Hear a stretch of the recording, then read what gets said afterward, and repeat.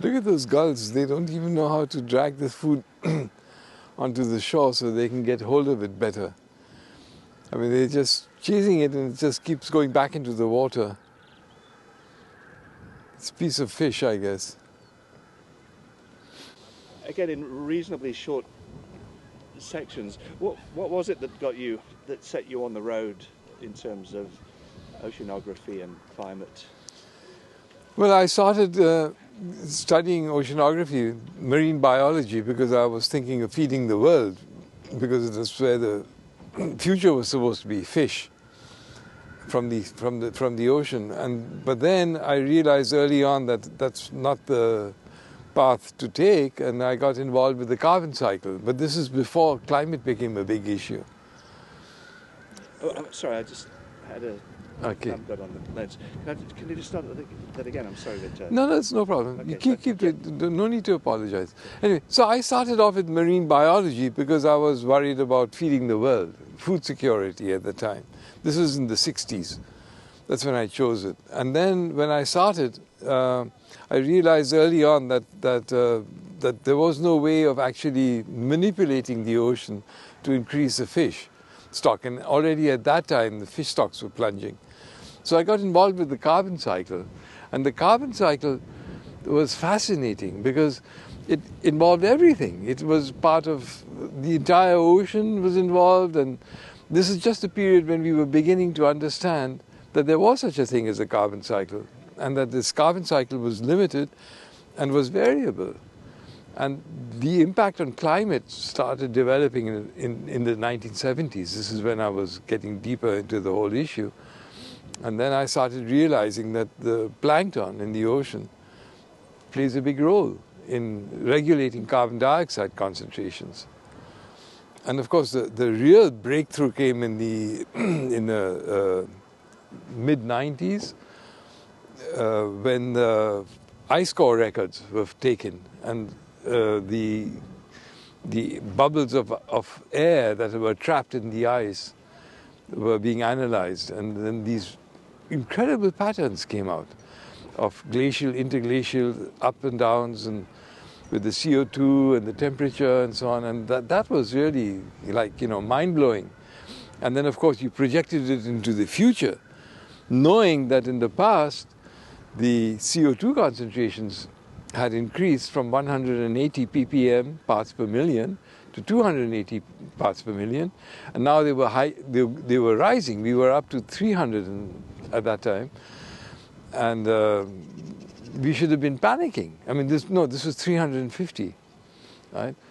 And now we're at 420, and I mean, look what's happening around us. It's just mind-blowing. I mean, yeah, and that people are not reacting, that we are not getting up and saying, hey, we have to do something, we have to stop, we can't continue this way. Now, yeah, so, you're on a mission, because not many people recognize the severity of where we're at and what's happening. I mean, about the actual question. What would you say is your main drive at the moment to make people aware of? So the problem that we are facing, climate change, is driven by the carbon dioxide increase in the atmosphere. That is something which most people are not really aware of, because they don't have a feeling for it, because we cannot smell CO2, it's not palpable, we don't know that it's increasing.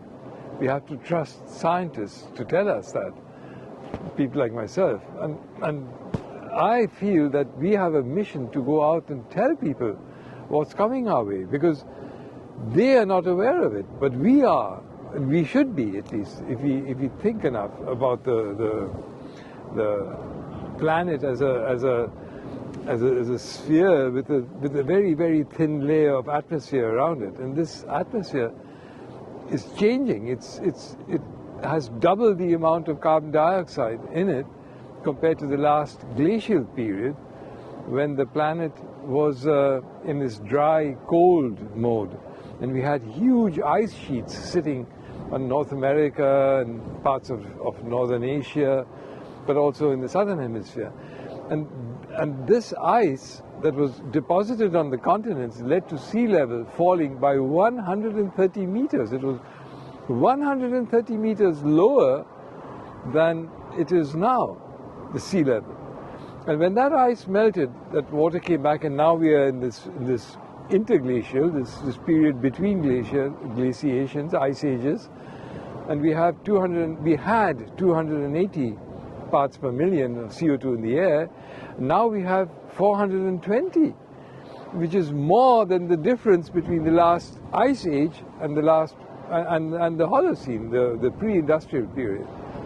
Now that's scary, because the difference in CO2 is more than the difference in sea level between those two periods of our climate history, right?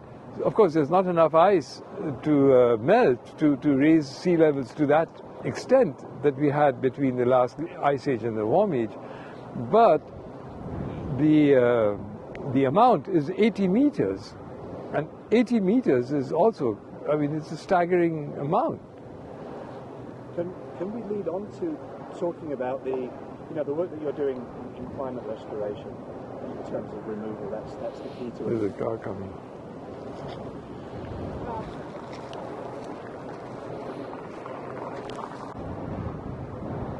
So, yeah, a little bit about, restoration's key and the removal. Right. There's different ways of doing it, but you believe that the most potential lies with the ocean. Yes.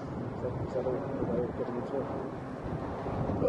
All right. Okay. So the difference in CO2 is enough to raise sea levels, and by a significant amount. And this is so scary that we have to get the CO2 levels down, or keep them there. Yeah, we have to get them down, because just stopping emissions is not going to change anything really. It will be as bad as it is now already, and the rate of melting and everything. So where do we put this difference in CO2 between the ice ages? Let's start again. I'm sorry. Let me start again. I just need to straight into restoration of the. Yeah. All right. Okay. So humankind has now. Sorry, I'm just going to stop and start. Yeah. Humankind has changed the face of the planet completely in the last 15,000 years or so. We had destroyed the megafauna, we have changed the landscapes, we have taken over all the arable land is under cultivation, there's just a little bit left. So we have to restore the climate, and we also have to restore the ecosystems. And we can do that on land because it's under our control, but the ocean is very different, and it's of course much, much larger. And what I think we can do is practically start cultivating the ocean, because of the vast spaces that are there, and because the ocean is a layer of water which is in interaction with the atmosphere, and that layer of water can be manipulated by piping up deep water, deep nutrient-rich water to the surface, and there we would have flourishing ecosystems. I mean, we could start massive scale algal farms in the centers of the ocean deserts, and take out vast amounts of CO2. It just depends on how many pipes we are willing to make or can make. And the interesting thing here is that these pipes can be made out of the algae, out of the algal material. So they're like trees. They're like making oceanic trees that did not evolve, but we can help them evolve by planting them and putting them into place. And these trees then could be almost multiplying by themselves. I mean, because we'll be making these pipes at sea, on site, and bringing up this nutrient-rich water, which is limitless. The deep ocean has so much water, and it's all very nutrient-rich water. So there's no limit to the amount of water we could bring up. As a matter of fact, if you were to use just 10% of that of those nutrients, actually even less, this is just a figure, we could freeze the surface of the ocean solid. I mean, you could take out all the carbon dioxide, theoretically. I mean, if the algae would still grow. So that's not a problem. Space is not a problem. The resources are there, everything is there. All we have to do is bring this infrastructure, pipes and platforms for the people who are going to be working on these farms, put them into place and then start the whole thing. Okay. Can you just give me a shorter soundbite in terms of, because we haven't mentioned that right here, but you know, the ability of the ocean life to sequestrate carbon, to actually absorb carbon. Yeah, right. Okay, so I'll start off with this layer, okay, tell me when. So there are a number of methods available or been thought of to remove carbon dioxide from the atmosphere. But I think that the ocean, growing algae in the ocean is the most effective and will involve the least impact on anything, because we will be going into the central gyres of the ocean that are vast deserts that have practically nothing going on. And when we grow algae over there, the algae will be using the nutrients that we bring up from the deep, and they will be growing by taking up carbon dioxide from the water and the surface layer, so that equilibrium will be immediately settled again while the algae are growing. And then when we remove the algal biomass and make a structural raw material out of it for building all sorts of things, build houses on land and on bridges and of course the pipes and the infrastructure to maintain the farms, that can all be done once we start and once we find the best techniques of doing it. But there's no question that it will happen, because algae will grow. You give them nutrients, they'll grow, and the nutrients are there, the sun is there, and these subtropical gyres are the most constant places on the planet where that will be least affected by climate change, because they are very stable ecosystems. They are ecosystems at the end of their tether. Can I just get another shorter soundbite in terms of... It's too long, yeah. No, I can take... So the subtropical gyres are deserts at the surface because they have lost all their nutrients through sinking particles. Particles are made by plankton, they sink out and you leave empty water behind, blue water, clear blue water. But at depth, 200 meters below the surface, there you have just a soup of nutrients. And these nutrients, they've been deposited there by sinking particles, and these nutrients can very easily be brought up in pipes, like digging wells in the desert. You bring the water up, nutrient-rich water, you let the algae grow in that water, and they will multiply, and they will make huge biomass, as much as nutrients as they get, and you just have to harvest them. You harvest them, and then you make raw material out of that biomass, make new pipes, and so this whole system can just multiply by itself, in a sense. I mean, we have to, of course, help it, but the sun is providing the energy, and the algae are providing the raw material, and we've got it. It's as simple as that. Could you also say, again, I just for a trailer or a promo, but you know, the ocean is an infinite source of energy and materials to achieve what we want to achieve? For this particular purpose, no, because then I don't want to get people getting worried about manganese nodules and all that, no? Okay. Because they're on the wrong track in there as well. But there's vast areas with manganese nodules. But I could. So the oceans are vast. They cover 70% of the planet's surface, and they have sunlight in the subtropics and tropics. They have constant supply of sunlight, so the energy is there, everything is there. And what we need to remove carbon dioxide is just available everywhere. So we would need a very small percentage of the ocean surface to do the job. So the ocean is the obvious place to go to because we are not displacing anything. We are using a small area, a small percentage of a vast area that is more or less homogeneous. These are these subtropical gyres, and we would just need to utilize a very small area. That's great. Okay, that's great.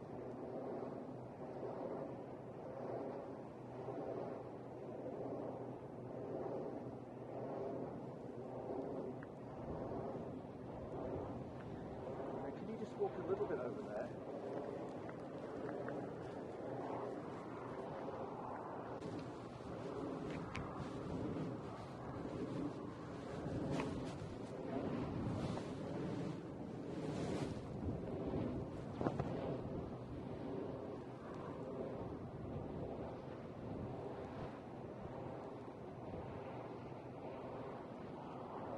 Sorry, you can put that one.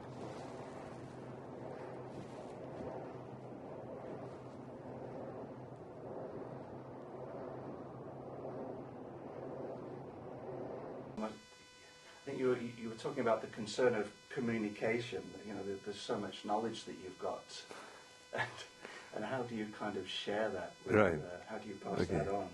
Could you just talk about that a little bit? That's something that maybe keeps you up at night. I don't know. Yeah, it does keep me up at night. Well, I have been deeply involved in nature. I've been a nature lover since my childhood, and just after birth, as a matter of fact, I used to look at bird books. And I'm deeply involved in it, and I'm very much a visual person when it comes to nature. And it's so difficult to impart that knowledge. I have gained a huge amount of knowledge, and I have a lot of understanding of things that I'm very confident about, that I understand them. But it's difficult imparting that knowledge and passing it on, because it's visual, and it's full of all the experiences that go with it when you are in nature. So that keeps me up at night, because now we can use that kind of information to restore the nature that I was growing up in my childhood. And we need, as human beings now, to immerse ourselves in that nature and also start manipulating it. It's an ugly word, but we cannot leave nature to itself, to herself, to recover herself. We need to act as not only doctors but also caretakers, and bring all ensure that all the organisms that grew up with us, or the organisms in which we grew up in, that they have as much a right to exist as we do. So we have to really put ourselves into that evolution that led to this, to us, and also the organisms that we share the planet with. And we need to restore all of that again, because it's for our own livelihood, it's for our own well-being that we're doing that, because that's what keeps me up at night. It impacts my health almost if I'm suffering with the organisms around me, and also humankind, of course. All the suffering that's going on now, we are part of it, and if we are not part of it, then we're not human. The complexity of climate restoration, that must be quite a challenge to share the principles of that, the science of climate restoration and the need for climate restoration. When you're working towards trying to get support for climate restoration, do you find that there's that's a significant challenge, getting people to appreciate what it is that you're trying to do? Yes, it is a challenge, because most people don't have that understanding, and they think that nature will recover on her own, that we just have to, hands off and nature will recover. That's not going to work. And we see that actually in national parks, wildlife parks all over the world, that the impact, for instance, of removing predators, what that has on the vegetation, on the ecosystem as a whole, that we can remedy that by letting the predators come back, the top predators. You've seen that in Yellowstone Park. But now if you move to the ocean, that's something which is opaque for normal human beings. So they don't appreciate that we need, for instance, to carry out iron fertilization to mimic the whales. Because the whales in the past have been fertilizing the ocean, at the same time feeding on the krill. They've been recycling the whole system, in a sense. And after we took the whales out, the system collapsed. And so to bring the whales back, we have to act as surrogate defecators. This is a word that was published recently. And it seems so far-fetched, to have a ship go out there and release iron solution to the ocean, because it doesn't look like a whale doing it, right? But that's what the whales were doing. So by mimicking what the whales were doing, we can restore the original whale ecosystem. Can you give me a very short soundbite saying that the natural balance of the ocean was basically destroyed by our killing off our voracious appetite? If you could just say okay. that. We have changed the structure of the ocean ecosystems by taking out all the big animals that were in there, the big fish, the whales, and the sea cows on the coasts and so on. So, and we see that with the otters. And to recover, for these ecosystems to recover, they have to be put back into the balance that they were in originally, because that's when all these organisms were thriving. And so were we with them at that stage. But now that we, with our voracious appetite, have removed all of these animals, these big animals, we are left with the remnants. We are left with a degraded ecosystem that is not at all comparable to what it used to be like. And it's kind of converted the ocean into a desert in a way. Yeah, it has, because in the Southern Ocean... Oh, sorry. Could you say that as a statement, because I won't use my voice? Right. The Southern Ocean used to be a thriving ecosystem. It had the highest animal density on the planet. Can you imagine? The whales and the krill, in terms of biomass per square meter. And now it's a desert. There's nothing there. I've been there with Polashten, and we have done our research along those lines, and along those places where the whales were killed. And it's impossible for us to imagine that there were hundreds of thousands of whales feeding in those waters that are now just deserts. There's nothing. There's very little plankton. There's no krill in those regions. And it's a tragedy. So could you now connect that to climate restoration? So in essence, what climate restoration is doing, in particular the ocean iron fertilization, is to kind of mimic what nature was doing, but now we have to do it in maybe a more accelerated way. Yes. So just real basic so that the average person can understand that. So for the past 10,000 years, the carbon dioxide concentrations in the atmosphere have been at 280 parts per million. And sea level was where it is today. Everything has been stable and constant, because the CO2 concentrations were maintained by the biosphere, by all the organisms of the biosphere. And the turnover time of that CO2 in the air was just 4 or 5 years. So every 4 or 5 years, every CO2 molecule was being recycled within that ecosystem. And now that we have pumped extra CO2 into the air, that is far beyond the ability of the natural ecosystems to maintain the level of 280. So now we're at 420 and rising. So we've completely destroyed the equilibrium of the past. And that has led to all these huge changes. And the worst thing, of course, is sea level rise, which is coming our way. The ice caps are melting, and they're not just melting drop by drop. They're melting with huge chunks of ice sliding into the ocean. And that's down the road that's going to lead to catastrophes that we don't want to even imagine. So we need to take out carbon dioxide, the excess carbon dioxide we have put into the system, to relieve the burden of the organisms that are living there and have adapted and maintained a certain type of climate. And to do that, we need to do drastic changes. But the place where we can do that make these drastic changes are in the form and the deserts that are still deserts and have always been deserts in the past as well. These are the open ocean areas in the central subtropics, and they're called subtropical gyres. These are the areas that have always been deserts because they're the end point of evolution of pelagic ecosystems, of planktonic ecosystems. And they can now serve as oases to suck up carbon dioxide by using these macroalgae, these free-floating algae that grow wildly when they get sufficient nutrients, and they can then be provided with these nutrients with these pipes, deep water pipes that bring the nutrients up to the surface. The algae will grow, they can be harvested and taken care of, and we can make building material out of them, so take them out of circulation. That's what we need to do. We need to take out a huge amount of carbon dioxide out of circulation. I just want to go back on that and again just simplify one section and say that so climate restoration is literally just mimicking what nature was doing that we destroy. So just that as a statement. But partly.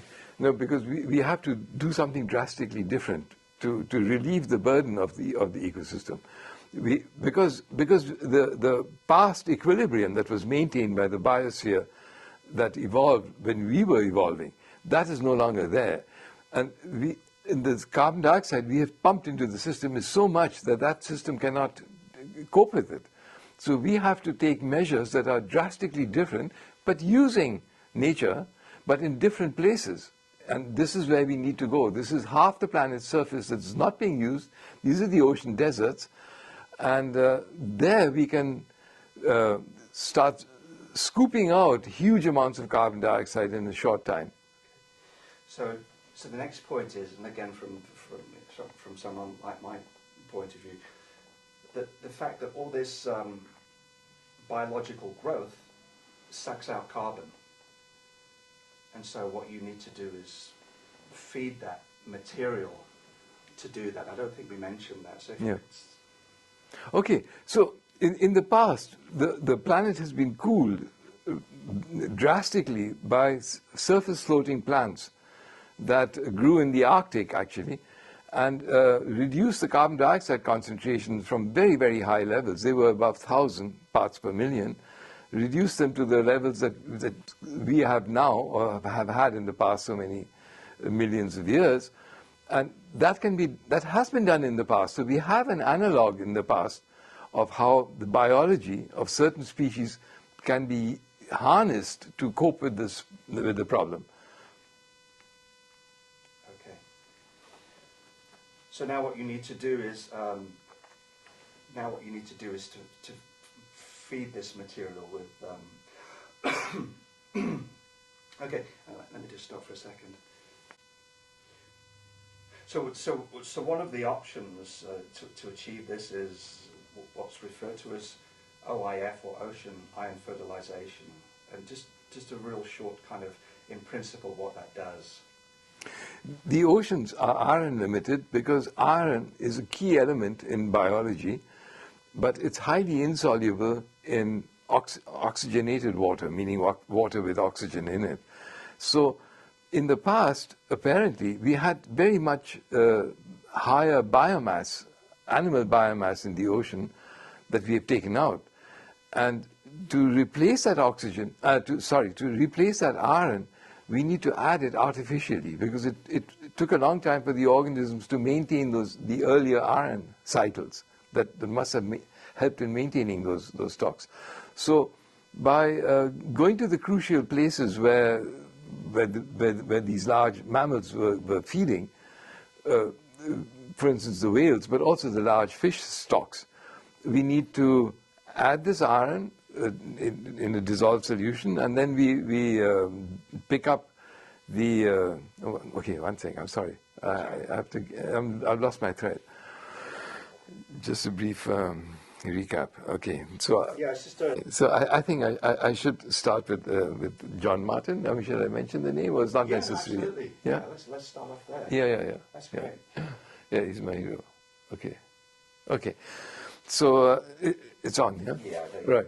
Okay. So the fact that the oceans are limited by the availability of iron is something that came out in the late 80s, and it was John Martin, an American biologist, biogeochemist, who made that the necessary studies to prove it, and he showed, and he initiated iron fertilization experiments first of all in the equatorial Pacific, and his group showed that this that the adding iron changes the ecosystem completely, and this is just an iron solution released by a ship cruising in circles, for instance.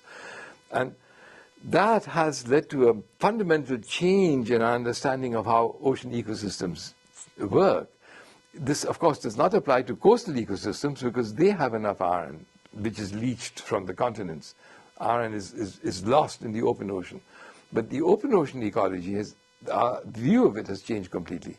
And in the past, adding iron to the ocean was, to the open ocean, was only possible via dust. Dust blown off the continents that settled on the ocean, and the iron is, the planet is an iron planet, so dust has a lot of iron in it, and that was picked up by the phytoplankton. And so we had places in the open ocean where there was some life because they got dust. But in the Southern Ocean and in places also in other regions where we have a lot of nutrients, but where there's no input of dust, the animals themselves were transporting the iron, and by feeding on their prey, in this case krill, but also copepods, they would be churning the oceans with their feeding and mixing it, and with their feces, they had liquid feces, they would be fertilizing those fields where they were feeding. So it was possible for them to build up animal biomass that was the highest on the planet. And we can mimic that by adding iron solution, the way the whales, the feeding whales were doing, you know, being surrogate defecators in a sense, and rebuild the original ecosystems where these giants of the past thrived. Okay. So that's the broad idea. What are the challenges to that? And again, just in brief, just the challenges in terms of scale, in terms of how you apply it, in terms of public fear. Yeah. So first of all, the most important step is to convince the public that this was the situation, and it's actually easy. I mean, if we just think of what we have taken out and what's left behind, we can show that it was the lack of iron that has led to the present situation. So the iron is not a problem. We have huge amounts of iron. The planet is an iron planet, and we just need the ships to carry the iron there and spread it around in the places where the whales were formerly feeding, and build up the stocks of krill. Krill is a shrimp-like organism that used to exist in huge numbers and huge biomass. And that krill biomass is now reduced to a fraction of what it used to be. So if we build that krill biomass back up again, then the whales will also be able to come back by feeding on the krill. And that system, the phytoplankton, the unicellular algae, the diatoms particularly, the krill and the whales, that was a very simple system that maintained itself through thick and thin, meaning through all sorts of other adverse conditions, because this system is millions of years old. So it survived the past glacials and interglacials and so on, and was a stable ecosystem, which is demonstrated by the size of the whale stocks that were used to lubricate the Industrial Revolution. The whale blubber was an essential component of the machine age that started in the 10s, 20s, or 30s of the last century. So the amount of whales that were taken out is already itself testimony to how much animal biomass there was that maintained itself over this long period of time. That's great. Yes. Okay, whenever you're ready. So when John Martin's experiment, the first one, worked, I was converted to the cause, and I realized that we have to carry out these experiments also in the Southern Ocean, because I had been, well, my group and I had been carrying out these field studies where we saw that the systems are basically non-productive. And when we carried out the first experiment, we were shocked almost by the impact it had. Within hours, the phytoplankton revived. This was like adding water to a parched ecosystem, an arid ecosystem. You sprinkle water on a desert, you sprinkle water on it, everything comes to life and starts multiplying. And that's what happens every time you add iron to the ocean in these iron-limited areas. So that led me to understand that this, just the addition of iron is a crucial step in recovery of these ecosystems. And that can be done by ships that carry the iron there and release it in pre-planned areas, you know, where we then build up the phytoplankton, but also the animal stocks that feed on the phytoplankton, and this then leads to the whales, because they would be feeding on the larger animals like krill. Okay. So this is, if you could answer this as a statement, but can you dump iron anywhere in any part of the ocean? Are there criteria? Yeah, no, that's important. So there are certain areas of the ocean, they call the HNLC areas, high nutrient, low chlorophyll areas, and they are in the subarctic Pacific, in the equatorial Pacific, and in the entire Southern Ocean, where you have very high nutrient concentrations all the time, because these nutrients are being provided by upwelling deep water, but there's not enough iron to maintain phytoplankton stocks to take up these nutrients. So these nutrients are always there. And if you add iron to these regions, these three I just mentioned, there you will get results. There you can build up phytoplankton stocks and all sorts of things happen. But the rest of the ocean doesn't have the major nutrients, nitrogen and phosphate, because they're in the deep water. So adding iron there will have no effect. So most of the tropical regions are the subtropical gyres. They are depleted in nitrogen and in phosphorus, and iron as well. But adding iron by itself is going to have very little effect. Okay. So at this stage with OIF, what are the obstacles that still need to be overcome to be able to do it? Is it just perception, will, or does there need to be more extensive research? Yeah, if we are now, if we, sorry, I'll start again. Mm-hmm. Adding iron anywhere is not, once again, sorry.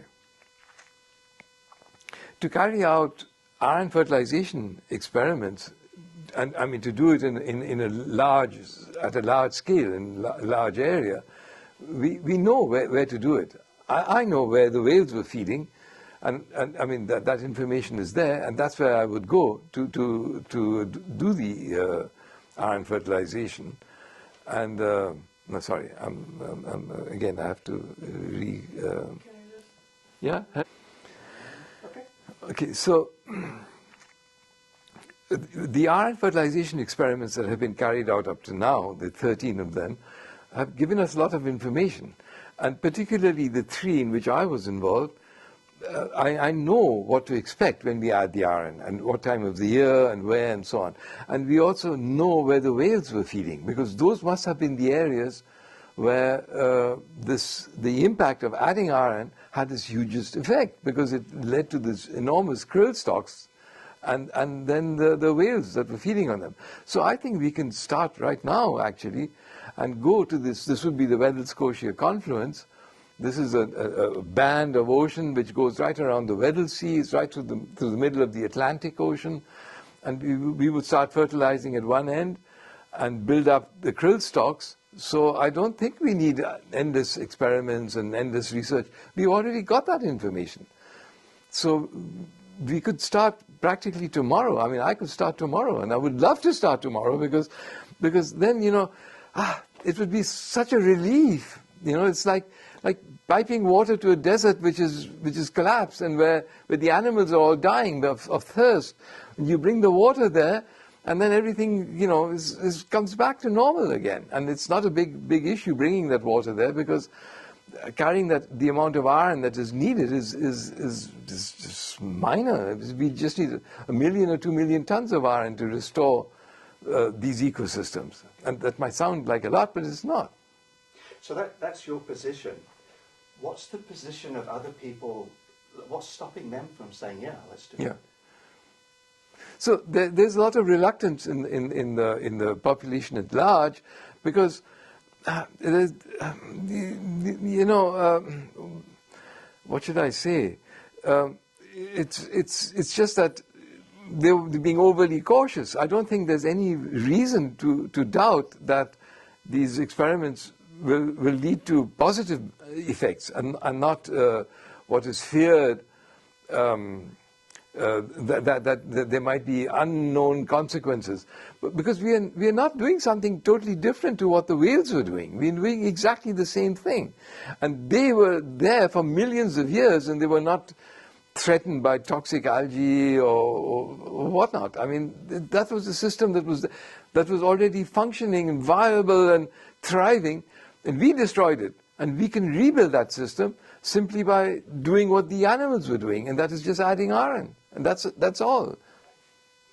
So in that case, then if you could just re-emphasize, look, the bottom line is we're heading to the edge of the cliff. Yes.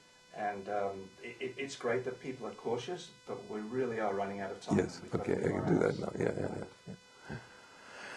So we're running out of time because the clock is ticking and the carbon dioxide is increasing, and we have to take whatever measures are available to reduce the carbon dioxide as much as possible now and learn from our experiences. But we're also watching the whales on the brink of extinction, the blue whales, and the krill population not recovering either. So we have to start acting now, because not doing anything is causing more harm than anything that we could be doing in terms of iron fertilization, because it's a natural process and it is going to have a huge impact, and we should be doing it.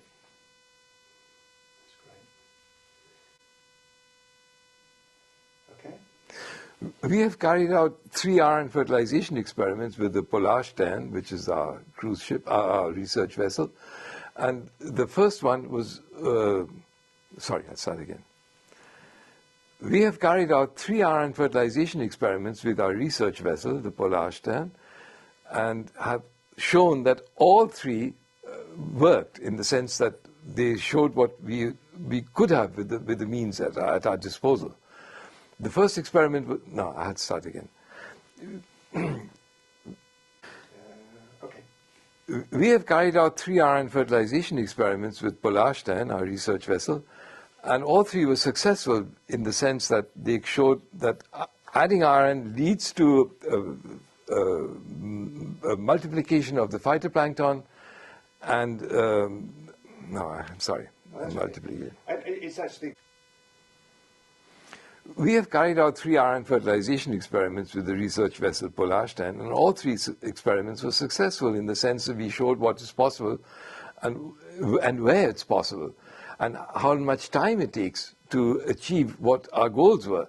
So there's no more need for experiments, because we are there already, and we're running out of time, and we have to continue now, and we can start now with the next large-scale experiment to have an actual effect.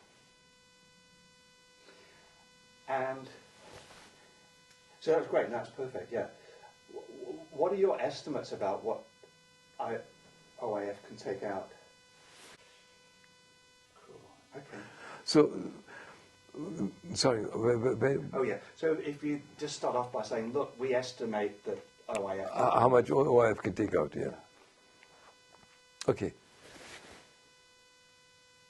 Okay.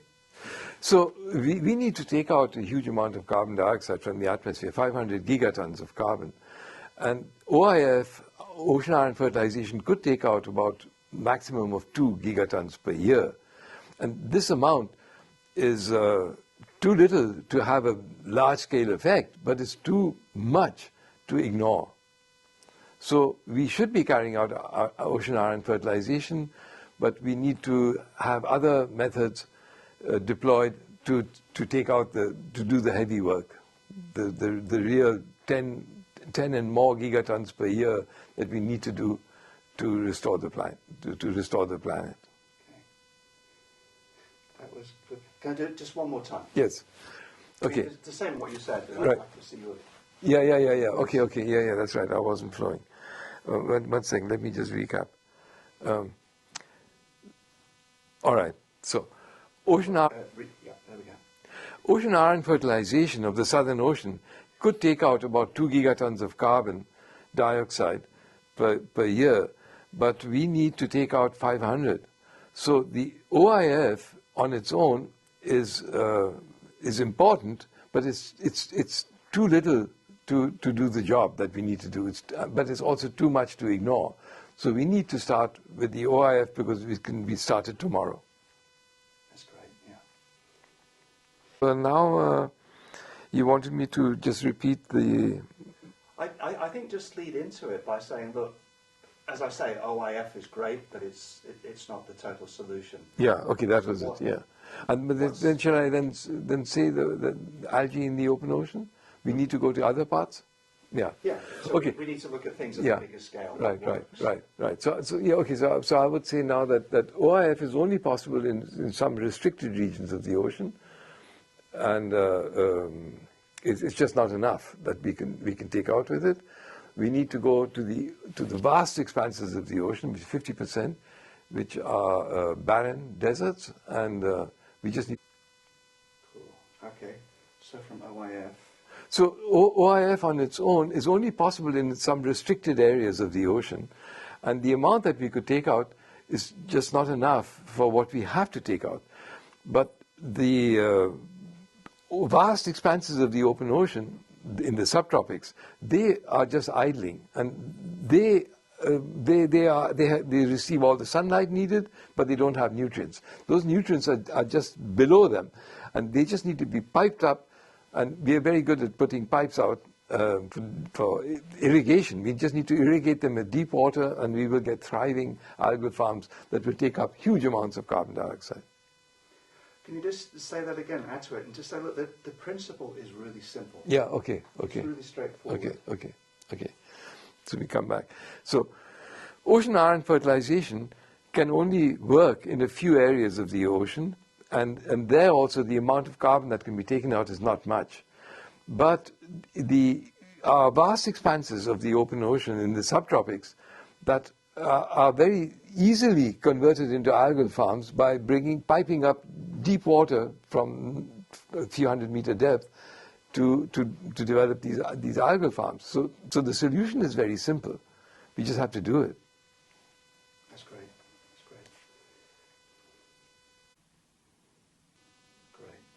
Okay.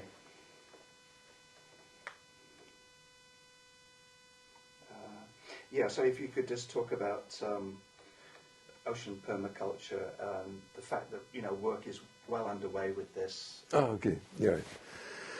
So growing algae, macroalgae, seaweeds in the open ocean is an idea that has been around for quite some time. But to actually do it, there are companies that have started, and like Sea Fields and Macrocarbon, Carbon Wave, and so on. There are companies doing it, but we need to start doing it in a large scale, in a much larger scale, of course. And to start off, we need, of course, all the regulations have to be in place, and we need, of course, we need a lot of funding to start the first big ventures. But there are so many added benefits to this open ocean aquaculture. Like, we are taking pressure off the coastal ecosystems, we are producing raw material in huge amounts, and we are not doing any harm to anything, because the areas where we would be carrying out these algal farms, they are deserts. There's nothing going on there at the moment. And they could be converted into these algal farms. Can you say that this sounds a bit like propaganda, but... The large-scale cultivation of algae in the open ocean is the logical next step in human evolution. we are still hunter-gatherers in the ocean. And when we were hunter-gatherers on land, that was 10,000 years ago. That's when we started the agricultural revolution. So what we would be doing now in the open ocean is the equivalent. It's a new epoch of ocean aquaculture. And it's a new era, and it's commensurate with the crisis that we have now. So the crisis in the past, when the agricultural revolution started all over the world, was because of lack of food. And now we are in the same dire straits. So it's a logical step to take in the Anthropocene. So, again, maybe just for my trailer and stuff, so, you know, addressing a crisis offers opportunity. Yeah, right. So we are in crisis mode, but we also have solutions to solve the crisis. We just have to go out there and do these things. And the obvious solution is to expand our activities to regions where we are not active. And this is 50% of the ocean surface. It's actually 50% of the planet's surface. So there's enormous opportunity, there's enormous resources, natural resources that could be tapped, and we could really change things fundamentally for the planet as a whole, positively. If you're in agreement with this, I mean, a lot of the approaches to, you know, removing carbon involves funding and governments and stuff, and that. Yeah, so